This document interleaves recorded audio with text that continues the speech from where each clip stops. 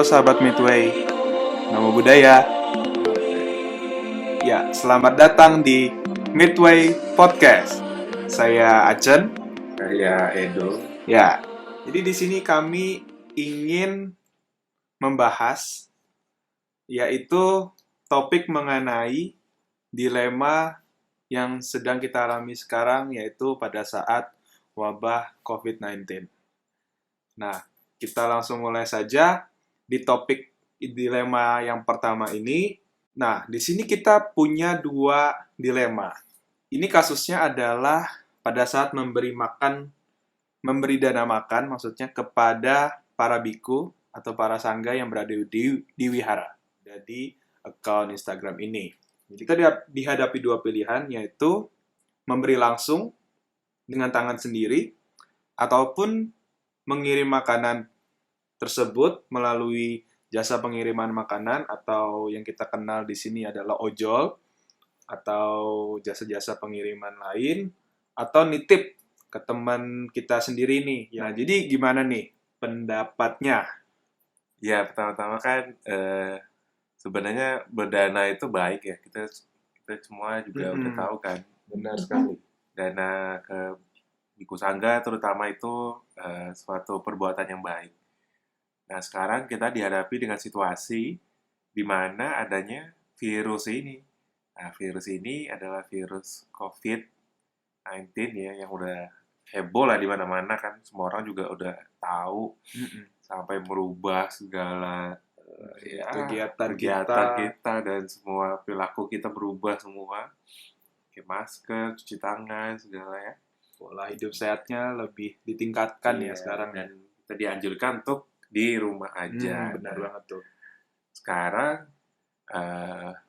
para biku kan butuh makan. Jadi mereka juga ini yang khususnya di ajaran Theravada ya. Kalau di ajaran kan agama Buddha itu banyak beberapa aliran ya. Yeah. Nah, yang kita berdua ini tahu, yang kita lebih mengerti itu adalah di aliran Theravada. Nah, aliran Theravada ini, biku-bikunya ini tidak mencari makan sendiri.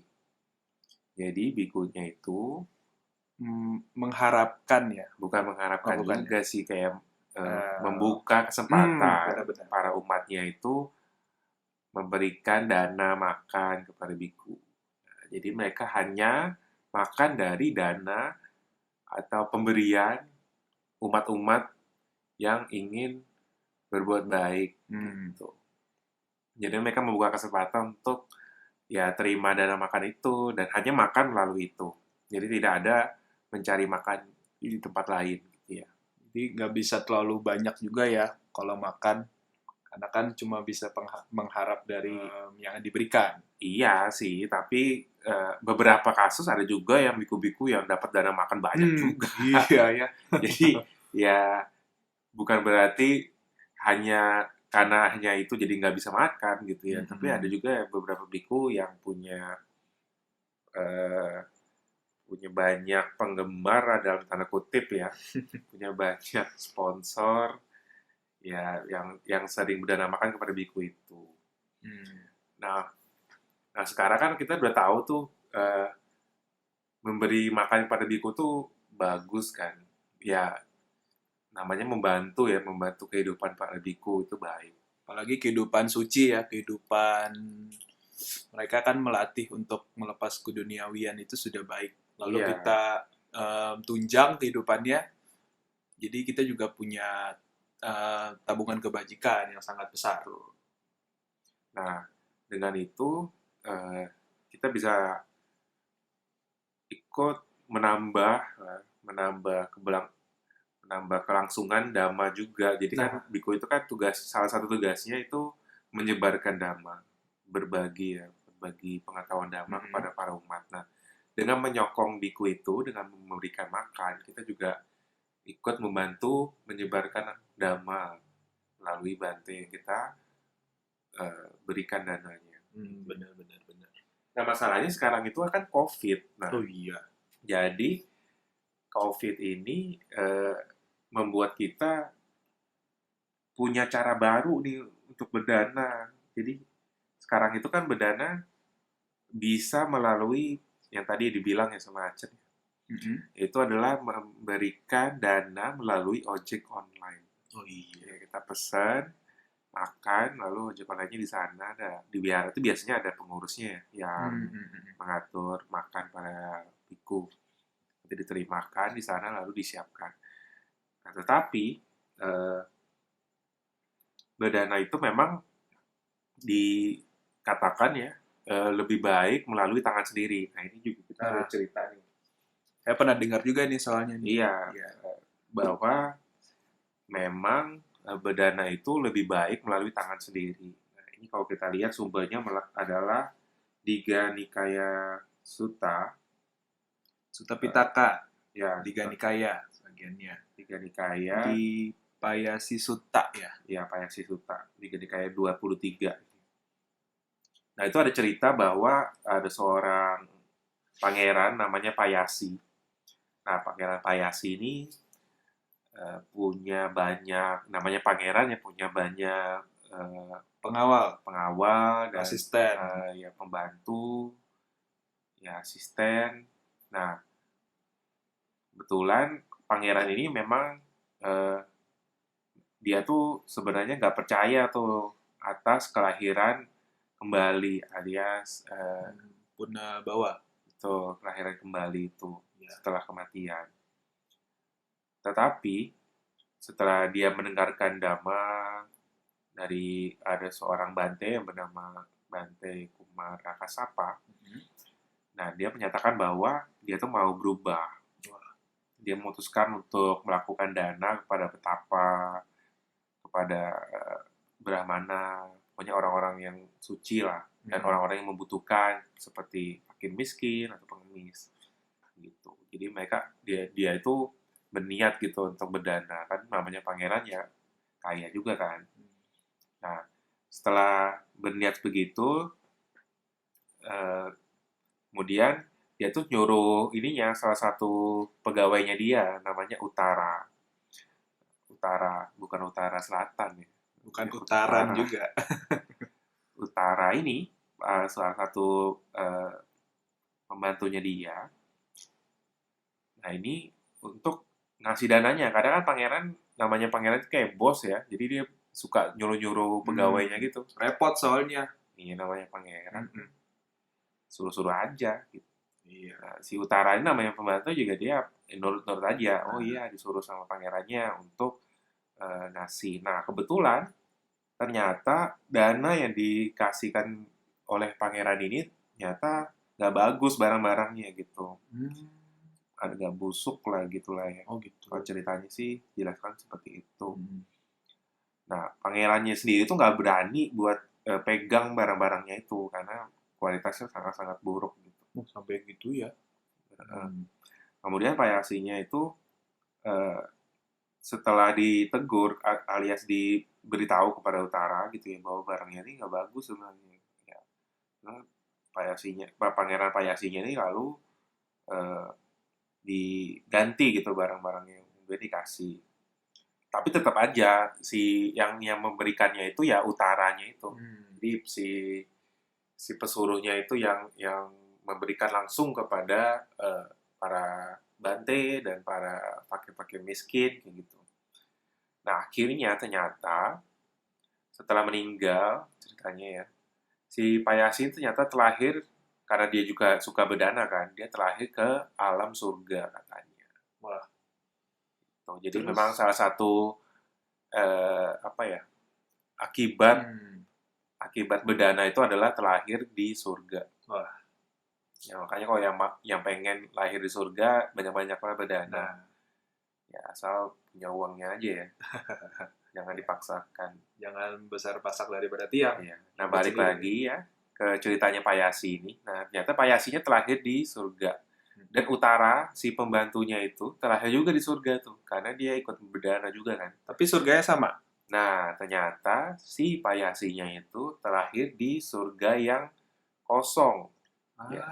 Jadi surga itu ternyata di sana ada surga macam-macam tuh surganya itu ada yang punya kayak istana gitulah kayak rumah tinggal di sana. Nah Payasi itu tinggal di istana yang kosong gitu.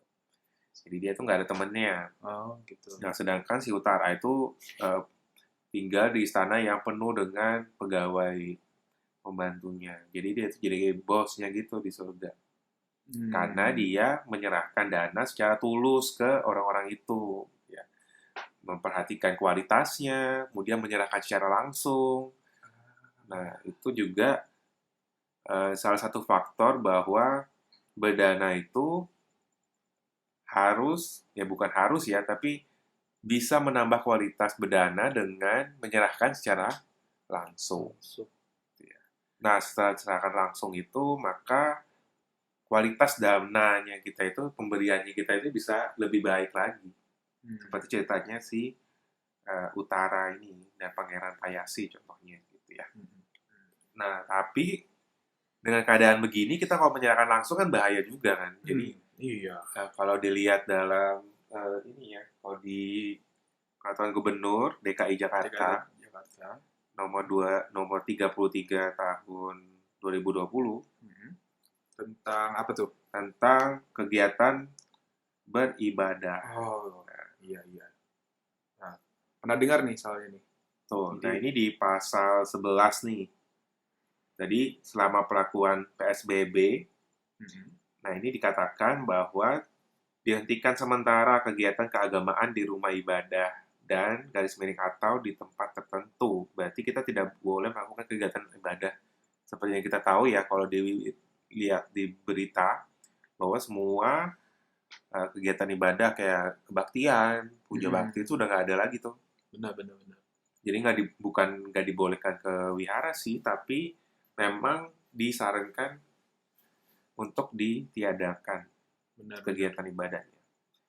Kemudian selama penghentian itu dianjurkan untuk melakukan kegiatan keagamaan di rumah masing-masing. Tuh, dan juga di pasal 12 gitu ya. Setiap tempat ibadah itu diwajibkan untuk memberikan edukasi kepada para umatnya dan mencegah penyebaran ini. Nah, mencegahnya dengan cara membersihkan rumah ibadahnya, melakukan disinfeksi Semprot-semprot ya, disinfektan semprot-semprot gitu ya. di ruangannya. Lalu menutup akses masuk bagi pihak-pihak yang tidak berkepentingan. Berarti kan tidak membolehkan bahwa orang-orang itu berkumpul di wihara gitu ya. Iya. Nah, ini di pasal 12 ya undang-undang itu. Nah, ini juga ada sanksinya. Sanksinya itu sanksi pidana kalau dilihat di pasal yang terakhir gitu ya. Nah, makanya itu dari Pergub ini juga kita jadi khawatir kan. Jadi ada dilema ini.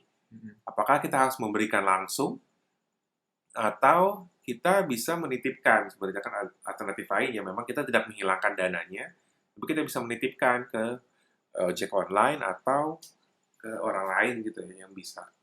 Nah, menurut Acen gimana nih sebaiknya? Kalau dilihat dari niatnya sih, karena kan sebuah perbuatan itu harus atau berasal dari adanya niat, yaitu cetana kalau dalam bahasa Palinya. Nah, kalau kita lihat di memberi langsung, kita niatnya juga berdana.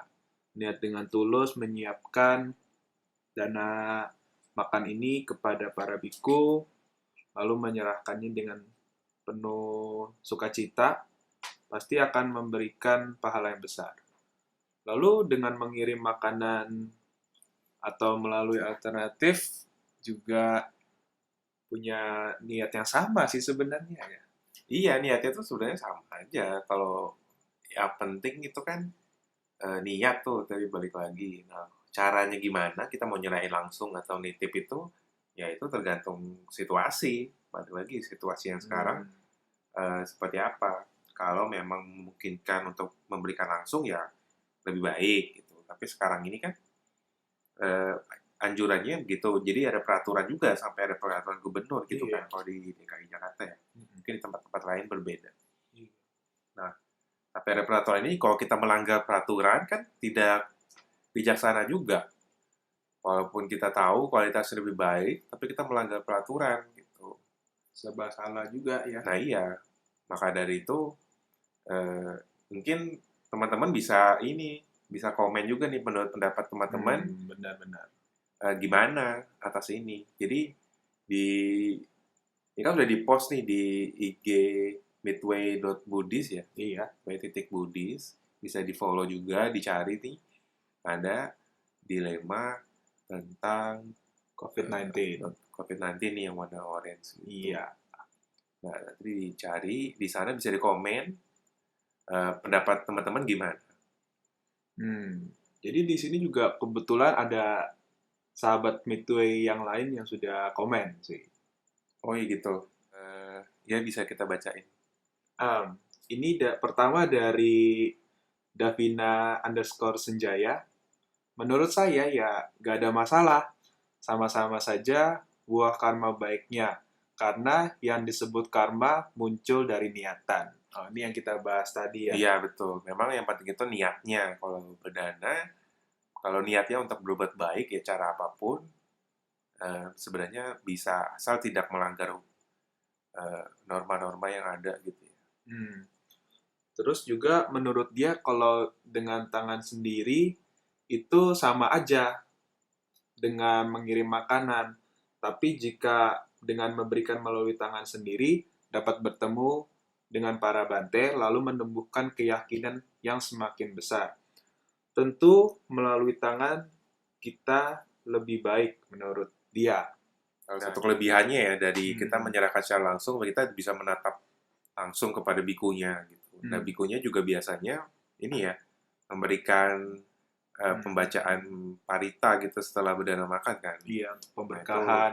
kita juga bisa melakukan patidana juga di Benar. saat itu. Jadi melimpahkan jasa kepada para leluhur atas kebaikan yang kita telah lakukan ini, yaitu berdana makan kepada biku. Nah, tapi kan secara kalau kita melakukan pengiriman makanan juga kita juga bisa melakukan patidana gitu. Jadi bukan hanya secara langsung aja kita bisa melakukan patidana, kita juga bisa lakukan di rumah kok. Gitu. Jadi kan yang penting patidana itu kita cuma mengingat para leluhur atas kebajikan yang kita telah lakukan, berharap bahwa mereka ikut berbahagia. Gitu. Nah dengan itu cukup sebenarnya. Karena patidananya bisa dilakukan kapanpun dan dimanapun. Iya, betul banget. Terus lanjut dari Davina underscore Senjaya nih. Untuk saat ini, di kondisi ini, akan lebih baik melalui tangan orang lain atau perantara. Karena mengikuti anjuran pemerintah untuk seminimal mungkin keluar rumah. Nah, benar sih. Ya. Iya, memang benar. Sesuai dengan ini juga kan tadi peraturan pemerintah bahwa memang diharapkan melakukan kegiatan keagamaan. Ini kan salah satu kegiatan keagamaan sebenarnya kalau bisa digolongkan ya. Iya. Nah ini kan kegiatan keagamaannya dilakukan di rumah masing-masing. Jadi ya memang sesuai juga sih. Tapi kalau dikatakan kualitasnya menurun, ya ada benar juga karena kita tidak bisa melihat langsung pada bikunya juga gitu. Kadang kan juga setelah dalam makan kita ada mendengarkan ceramah sedikit atau apa gitu kan. Ya kadang juga bisa diskusi-diskusi sedikit. Ya betul. Makanya itu memang kualitasnya agak berkurang sih. Tapi memang dengan keadaan sekarang, ya mau gimana gitu ya. Nah ini ada lagi nggak? Ada lagi nih dari Joe underscore Wolfgang. Wah, ini katanya dia banyak nih. Memang benar bahwa menyerahkan langsung dana kepada sangga adalah baik. Namun menyerahkan secara tidak langsung pun juga bukan tidak lebih baik. Wah. Dana Catupacaya misalnya diserahkan kepada kapia, bukan kepada biku secara langsung, karena biasa umat kurang sreg jika tidak ada penyerahan langsung yang notabene hanya formalitas, maka dibuatlah belangko Catupacaya yang akan diserahkan kepada biku yang bersangkutan. Benar sih, ini juga hubungannya ke perantara, dana yang diberikan kepada perantara. dalam kasus ini adalah kapia. Jadi kan para biku itu nggak boleh megang duit ya, kalau I- di aliran Theravada khususnya. Iya betul. Jadi di salah satu peraturan yang dilaksanakan oleh biku di aliran Theravada Agama Buddha Anjang ya. Nah ini memang tidak menerima uang ataupun emas jadi alat tukar ekonomi itu tidak boleh, bukan tidak boleh, menghindari diri untuk memegang itu. Mm-mm.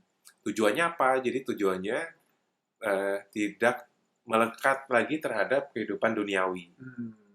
Jadi tidak melakukan perdagangan, tidak melakukan jual beli, lalu tidak melakukan transaksi gitu. Jadi memang semua kebutuhannya itu dipenuhi oleh umat. Jadi dia hanya berharap bahwa umat itu bisa menyokong kehidupannya dia. Itu ya. Jadi salah satu peraturan ini mungkin ya memang seorang biku kan sederhana gitu ya hidupnya, jadi tidak repot mengurusi uang. Ya bayangin aja kalau seorang biku punya uang kan berarti ini bisa belanja apa aja tuh. Tuh Hmm. beli apa, kalau suka olahraga beli alat-alat olahraga mungkin, atau yang suka apa gitu baca buku dia beli buku. Nah sekarang memang semua kebutuhan biku ya disokong oleh pengurus wihara, yaitu kita sebut kapianya ya. Jadi Hmm. orang-orang yang memegang memegang ya kebutuhan para biku gitu, memenuhi kebutuhan para bikunya. Hmm. Salah satunya makanan dan uang-uang itu. Nah, Hmm. jadi jika umat-umat ingin menyerahkan uang gitu, ya bisa diserahkan ke kapia. Ya ditanya aja karena biku seharusnya sih tidak bisa memegang uang ya kalau di ajaran Theravada ya. Hmm. Ya, jadi ya kalau ada yang memberikan angpau atau memberikan amplop yang berisi uang, ya bisa diserahkan langsung ke kapia. Kapia. Hmm. Nah itu perantara juga. Nah tapi memang kasusnya karena peraturan, balik lagi kan ke peraturan yang ada bahwa nggak bisa nih diterima secara langsung, jadi terimanya melalui perantara. Hmm. Jadi aturan di sini sangat penting ya. Betul. Lalu nih, selanjutnya Masih ada lagi. dari sahabat Midway, Midmat. Bila lokasi dekat dengan tempat tinggal saya akan menyerahkan sendiri. Hmm. Karena dengan menyerahkan melalui tangan sendiri, keyakinan menjadi bertambah besar. Tapi, bila lokasi jauh, saya akan kirimkan melalui Gojek ataupun ojol lainnya, atau dititipkan. Tidak apa-apa asalkan saat pengiriman wadah tertutup rapat, jadi makanan aman buat sangga. Ya, juga kita harus jamin ya Kebersihannya keamanan. Iya. dan ininya juga. Kadang kan memang eh, pengantaran itu bisa jadi ya ada ininya juga kan, apa, kotoran-kotoran yang bisa masuk Mm-mm. selama pengantar. Ya sama lah, kita juga kalau ngantar sendiri juga harus hati-hati gitu. Iya. Makanya itu eh, dari ininya biasanya kita bisa beri pesan gitu kepada ojolnya atau kepada orang yang kita titipkan bahwa ini tolong dijaga gitu, tolong ya diantarkan dengan sampai selamat gitu ya. Mm-mm. Jangan sampai ada yang kotoran-kotoran atau bakteri-bakteri atau virus yang lain bisa masuk ke makanannya itu. Ya kan sekarang juga ada mekanismenya kan, jadi ojek itu Betul. pakai masker dan pakai sarung tangan gitu. Jadi juga ada mekanisme untuk dititipkan, jadi nggak ketemu langsung sama orangnya. Iya. Jadi ya dari mekanisme itu ya emang sudah dijaga kebersihannya juga gitu. Mm-mm. Ngomong-ngomong soal ojol nih, kita juga bisa bantu ojol ini juga dong, walaupun Nah itu juga, kita nggak kenal kan ya sama dia iya ya. ya. Cara bantunya gimana? Mungkin kita bisa bantu mereka ini dengan memberikan tips lebih, Hmm. ataupun kadang kan sekarang nih banyak nih aksi-aksi yang positif dilakukan oleh umat Buddha khususnya, yaitu memberikan dana makan juga kepada mereka. Jadi kan Ya. mereka di sini posisinya juga membutuhkan menjadi pahlawan yang berani keluar untuk bekerja, tetap bekerja mengantar makanan. Nah, jadi kita bisa saja memesan makanan melalui dia, lalu kita arahkan makanan tersebut malah untuk dia gitu loh, bukan untuk kita. Iya, iya.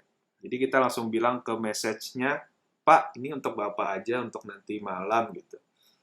Nah, jadi juga dari kuantitas dana kita juga akan bertambah ya, selain kita bisa memberikan kepada para biku, lalu di sisi lain juga kita bisa memberikannya kepada ojol itu sendiri. Iya, iya. Ya tadi kan memang kalau dikatakan kita tidak memberikan secara langsung, berarti kualitasnya betul menurun Iya. gitu ya. Makanya itu yang kita bisa lakukan adalah meningkatkan kuantitasnya, meningkatkan jumlahnya, karena kita juga bisa berdana kepada orang-orang yang membutuhkan. Ya salah satunya ojol itu. Hmm. Ini nih, ada satu lagi nih. Dari Wajra Sogata. Komen dia, untuk situasi sekarang, kita juga harus menjaga sangga. Karena bisa jadi kita adalah karier atau pembawa virus corona. Jangan sampai deh Bantek kena COVID gara-gara keegoan saya atau kita. Amit-amit ya. Iya betul juga sih. Jadi, nah kita tidak tahu juga kan kalau kita belum melakukan tes atau belum ada gejalanya, kita tidak tahu bahwa kita tuh sakit sebenarnya kena virusnya itu, tertular virusnya. Mm-mm. Maka dari itu kita jaga-jaga supaya tidak bertemu dengan orang-orang yang kepentingannya kurang gitu. Kalau nggak terlalu urgent juga nggak Iya, usah perlu lah ya. betul.